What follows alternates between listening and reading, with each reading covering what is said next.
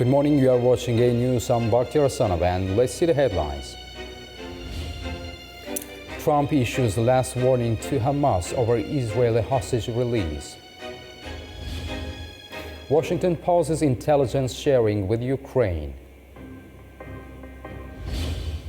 France and the UK aim to finalize a peace plan with Ukraine, possibly in days, diplomatic source says. The United States has paused new auto tariffs after talks with major companies, car makers, but uncertainty still looms for suppliers. US President Donald Trump has granted a one-month pause on new tariffs for automakers importing from Mexico and Canada. The move follows talks with Ford, General Motors and Stellantis, as concerns grow that tariffs could hurt US manufacturing. The pause offers temporary relief, but for businesses like DMS Components in Canada, uncertainty still lingers. We were applauding when he got in as far as the direction for the auto industry, so we do feel betrayed. We do respect that, obviously, as Canada wants to do what's best for Canada, the United States wants to do what's best for the United States. But again, that is why it's so important that all the facts get out there, and we get to sit down and talk about this and actually see what the reality of the situation is. The US imported over $11 billion in auto parts from Canada last year, underscoring the deep ties between the two economies. But uncertainty over tariffs has left businesses in limbo, with many projects put on hold. Hicks Company supplies auto parts to US manufacturers, but without clear direction, businesses are struggling to plan ahead. That created a lot of uncertainty in our industry and many industries, because a lot of programs were put on hold because there was really not a direction. So in my mind, the uncertainty of tariffs are just almost as bad as the tariffs themselves. The pause offers relief to automakers, but suppliers and manufacturers remain in limbo, unsure of what comes next in an industry already shaken by uncertainty. US President Donald Trump has issued what he calls a last warning to Hamas, demanding the immediate release of all hostages held in Gaza.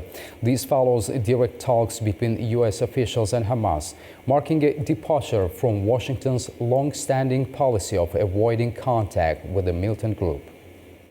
They're doing us a favor by sending us bodies. US President Donald Trump says that Hamas must release all hostages and return the bodies of those killed. He made the announcement on his Truth Social platform, warning that failure to comply would result in severe consequences. He also promised what he called a beautiful future to Gaza civilians, but not if they hold hostages. His warning comes just hours after the US confirmed direct negotiations with Hamas, a significant departure from US policy against negotiating with groups that the US brands as terrorist organizations. The talks come as a fragile Israel-Hamas ceasefire remains in question. The White House also confirmed that US officials have held 2 direct meetings with Hamas representatives in Doha, Qatar, following several indirect communications. Well, when it comes to the negotiations that you're referring to, first of all, the special envoy who's engaged in those negotiations does have the authority to talk to anyone. Israel was consulted on this matter. And look, dialogue and talking to people around the world to do what's in the best interest of the American people is something that the president has proven is what he believes is good faith effort to do what's right for the American people. As diplomatic efforts continue, Israel maintains that 59 hostages remain in Gaza. Hamas has yet to comment on Trump's threats. Tensions between the United States and Ukraine have escalated, with all intelligence sharing and weapons supplies suspended following a heated meeting between Presidents Trump and Zelensky. This pause in cooperation will remain in effect until a date is set for peace talks with Russia, significantly affecting Ukraine's military capabilities. Ubi Shabander has more from Washington, D.C. All intelligence sharing between the United States and Ukraine has been put to a stop at least for the time being. John Ratcliffe, the director for Central Intelligence, confirmed that the pause was a result of the fallout from last week's confrontational Oval Office meeting between Presidents Trump and Zelensky. President Trump's national security advisor, Mike Waltz, said on Wednesday that the suspension of weapon supplies and intelligence sharing with Ukraine will continue until a date is set for peace talks with Russia. This move is expected to severely restrict Ukraine's military capacity to strike deep into Russian territory and target strategic military and energy sites. The White House pressure on Kyiv has led to President Zelensky issuing a statement on Tuesday expressing regret for his very public clash with President Trump. In that statement, Zelensky said that he was committed to peace talks. National Security Advisor Waltz told reporters on Wednesday that he spoke with his Ukrainian counterpart and are in discussions on potential dates and locations for talks between Ukraine and Russia. The battlefield picture remains dire for the Ukrainians in the meantime.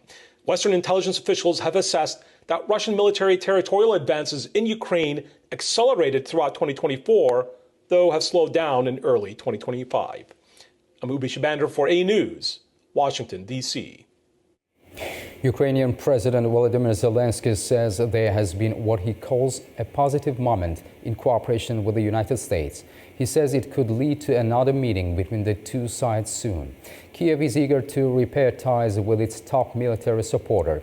It's after Zelensky and U.S. President Donald Trump publicly clashed in the White House last week over how to end the war in Ukraine. Всі бачать, наскільки швидко. Everyone can see how quickly diplomatic events are unfolding. Today, our teams, Ukraine and the United States, have begun working on a meeting. Andriy Yermak and Michael Waltz have spoken, and there is positive movement. We hope for the first results next week. Позитивний рух. Сподіваємось на перші результати. An air missile has hit a hotel in the Ukrainian city of Kryvyi Rih, killing 2 people and injuring 7. Emergency crews are still working at the site. According to Ukrainian authorities, rescuers have pulled 14 people from the rubble, but more could still be trapped. Photos show emergency teams searching through debris using a crane to reach higher floors. The strike triggered a fire, and officials warn of a possible second attack. Kryvyi Rih is President Zelensky's hometown and has been hit multiple times during the war. France and the UK aim to finalize a peace plan with Ukraine in days to present to the United States, according to Reuters, citing diplomatic sources familiar with the matter. Another diplomatic source told Reuters that the main goal is to align European and Ukrainian positions before presenting a peace proposal to the United States. Meanwhile, French President Emmanuel Macron will host European army chiefs in Paris next week, stressing the need for Europe to strengthen its defense. The French president also pledged to boost defense spending without raising taxes, an open debate on extending France's nuclear umbrella to European allies. Germany's incoming leader Friedrich Merz met with NATO Secretary General Mark Rutte. The meeting took place in Brussels as Berlin signals a significant shift in defense and economic policies. Merz is also scheduled to meet outgoing Chancellor Olaf Scholz to discuss a proposed 3.5 billion euros aid package for Ukraine.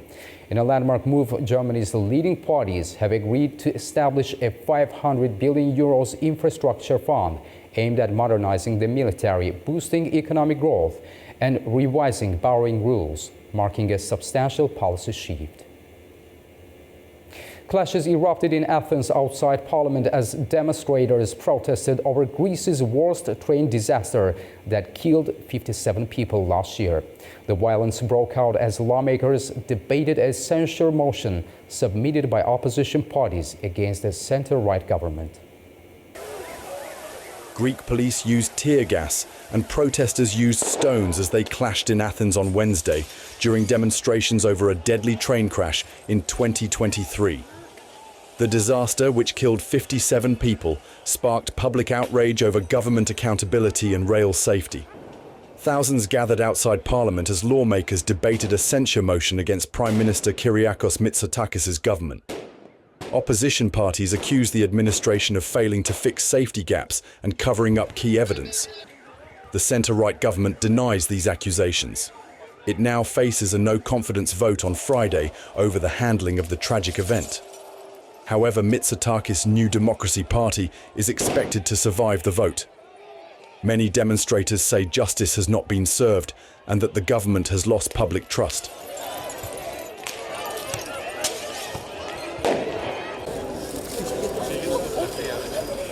Before the demonstration, protesters remembered the victims by releasing lanterns and holding a moment of silence. The rail accident happened in February 2023, when a passenger train and a freight locomotive collided on the same track.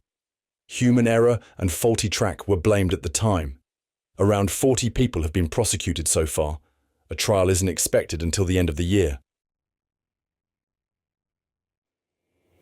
At least 8 people were injured in South Korea on Thursday after bombs dropped by Air Force jet landed in a civilian district, damaging houses and a church during military drills with the United States. That's according to the Air Force and a fire official. A local fire services official reported that 8 people were injured, 2 seriously, after a South Korean KF-16 jet accidentally dropped 8 bombs outside its designated range during joint live fire drills. The incident occurred in Pocheon, about 40 kilometers northeast of Seoul, near the heavily militarized North Korean border. South Korea's Air Force apologized for the accident and wished the injured a speedy recovery. The Kremlin confirms that future talks between Russia and the United States will include discussions on Iran's nuclear program. This follows a recent round of talks between the two nations, where Iran's nuclear activities were briefly addressed. Kremlin spokesperson Dmitry Peskov says that Russia believes Iran's nuclear issue should be resolved through political and diplomatic means. Meanwhile, President Trump has reinitiated what he calls his maximum pressure campaign on Iran. This includes efforts to drive its oil exports down to zero in order to stop Tehran from obtaining a nuclear weapon. Iran denies such any intention.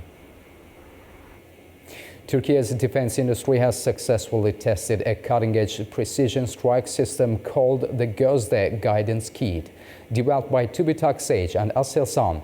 This new technology targets high-speed moving threats. In a major breakthrough for Turkey's defense sector, the Gözde Guidance Kit has successfully demonstrated its precision strike capabilities. According to a statement from Aselsan, the kit was tested on an F-16 fighter jet, where it accurately hit a high-speed moving target. The test demonstrated the system's advanced precision strike capabilities as a fast-moving vehicle target was marked using an electro-optical laser designator and successfully neutralized by Gözde's integrated sensor guidance system. Developed jointly by TÜBİTAK Sage and Aselsan, the Gözde Guidance Kit transforms Mk-82 general-purpose bombs into precision-guided munitions. Equipped with an advanced INS GPS and laser seeker guidance system, it enables high-accuracy engagement of both fixed and moving targets. The system is designed for use with multiple platforms, including F-16 fighter jets and Bayraktar Akıncı UCAVs, providing operational flexibility in various combat scenarios. Experts see this as a major milestone in Turkey's defense technology landscape, further solidifying the nation's self-sufficiency in advanced military solutions. Azerbaijan and Turkey have launched a natural gas pipeline to Azerbaijan's Nakhchivan Autonomous Republic. The opening ceremony was held in Ankara and attended by President of Azerbaijan Ilham Aliyev and Turkish President Recep Tayyip Erdogan.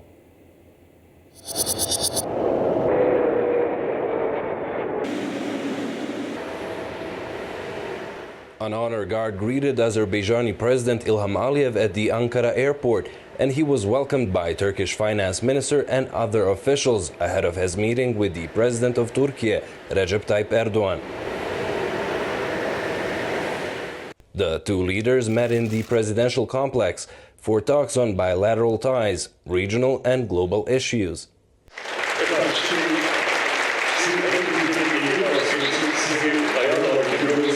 Erdogan and Aliyev attended via video link the opening ceremony of the İğdır-Nakhchivan natural gas pipeline, the foundation of which they laid back in September 2023.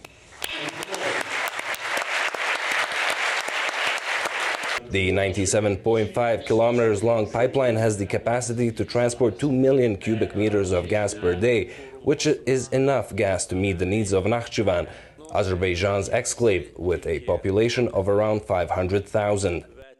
Bugün açılışında iştirak ettiğimiz proje Nakhchivan'ın enerji güvenliğini The project we are inaugurating today will ensure the energy security of Nakhchivan. The gas coming from Azerbaijan will be transferred to Nakhchivan through the territory of Turkey in the form of a swap and will save Nakhchivan from this problem. ihlas etmiş olacaktır. Bizim birgə həyata keçirdiğimiz enerji projelerimiz Our joint energy initiatives have also enabled the implementation of transport projects. gerçekleşmesine de imkan verdi ve bugün Today, the Baku-Tbilisi-Kars railway, which connects Turkey with Azerbaijan, provides great advantages both for our countries and for a wider region. avantajlar sağlayır. Hem ülkelerimiz için hem daha geniş coğrafya için. This transport link has tremendous significance and benefits, especially in terms of uniting the Turkic world. Çok büyük manası var, çok büyük faydası var. Anadolu geçişli doğalgaz boru hattı TANAP vasıtasıyla We are experiencing the joy of delivering a large amount of Azerbaijani gas to Europe through the natural gas pipeline passing through Anatolia. yaşıyoruz. We are in full agreement with Azerbaijan on implementing strategic and extraordinary projects in this field. Today, together with my brother Ilham Aliyev, we are very pleased to add a new project to this cooperation. The Iğdır-Nakhchivan natural gas pipeline, which we will soon inaugurate, will complement our previous strategic initiatives in the field of energy and also serve as a sign of our common destiny with Nakhchivan. This 80 kilometers pipeline, built by Bothans S with a daily transport capacity of up to 2 million cubic meters, will meet all of Nakhchivan's natural gas needs for at least 30 years. Thus, my brother and I have delivered a project to our countries that will ensure the energy security of Nakhchivan for many years to come. The press conference was followed by a one-on-one meeting with today's program of the visit, wrapping up with an iftar dinner. The partnership between Georgia and Uzbekistan is advancing to a new level. During his official visit to Tashkent, Georgian Prime Minister Irakli Kobakhidze discussed the future development of the Middle Corridor and the strengthening of economic ties between the two countries. Our correspondent Fariza Kalimurzina has more. In his official visit to Uzbekistan, Georgian Prime Minister Irakli Kobakhidze stressed the significance of deepening collaboration between Georgia and Uzbekistan to boost the Middle Corridor. Speaking with journalists, he emphasized the importance of maintaining progress in this area, pointing out the advantages of actively advancing the economies of both nations. As part of the visit to Tashkent, the 10th session of the Intergovernmental Commission on Economic Cooperation between Uzbekistan and Georgia took place. During the meeting, it was announced that trade turnover between the two countries reached $325.7 million last year, reflecting growing economic ties. Kobakhidze also pointed out that Georgia has been expanding its economic connections, with the country's economy growing at an average rate of 10% over the past 4 years. He stressed Georgia's strategic role as a bridge between Europe and Asia, particularly with major infrastructure projects in the works. These include the construction of a new international airport in Tbilisi and a new port on the Black Sea, both integral to the Middle Corridor initiative aimed at boosting cooperation with Central Asia. Additionally, Georgia has announced plans to modernize its railway system to enhance its role in the Middle Corridor. If the plans proceed as expected, cargo traffic along the corridor could rise from 27 million to 48 million tons by 2025. Kobakhidze's commitment to regional collaboration extends beyond Uzbekistan. Just a month ago, he visited Kazakhstan, where he discussed increasing cargo traffic along the Trans-Caspian International Transport Road with Prime Minister of Kazakhstan, Olzhas Bektenov. Kazakh Prime Minister revealed that by 2027, the volume of transportation along this road could reach 10 million tons. From Almaty, Kazakhstan, Fariza Kalimurzina, A News. A Texas bioengineering company has successfully created genetically modified mice with trails resembling the woolly mammoth. This breakthrough is part of their ongoing efforts to revive the extinct species. Colossal Biosciences, a Dallas-based bioengineering firm, says it's made progress in its mission to revive the woolly mammoth. It's created genetically modified woolly mice with mammoth-like traits. The motivation is rooted in conservation concerns. The mice were created using genes from the mammoth. Scientists say the modification aims to enhance cold tolerance, a characteristic necessary for the mammoth's survival in its natural habitat. The company's CEO and co-founder, Ben Lamb, says that 38 genetically modified rodents were successfully born without any health complications. We're bringing back the species because we're looking to lose up to 50% of all biodiversity between now and 2050 if we don't do anything. We know modern conservation works. It just doesn't work at the speed at which we're changing the environment, eradicating species, and destroying habitats, right? We're changing the environment and the planet much faster than nature has the ability to evolve and adapt, right? So we need new tools and technologies. And we believe it's better to have a de-extinction toolkit and not need it than need a de-extinction toolkit and not have it. Beth Shapiro, the company's chief science officer, says that it's important for biodiversity to reintroduce extinct species as it could help restore the balance in ecosystems. Well, we know that ecosystems that are more biodiverse are more robust and resilient. And we hope that by reestablishing these interactions, by protecting species from becoming extinct, we will protect and preserve biodiversity that will help stabilize ecosystems and stop the loss of species today. Alongside the woolly mammoth, Colossal Biosciences has plans to work on reviving other extinct species such as the Tasmanian tiger and the dodo. That's all for now. Stay tuned for more updates and have a wonderful morning.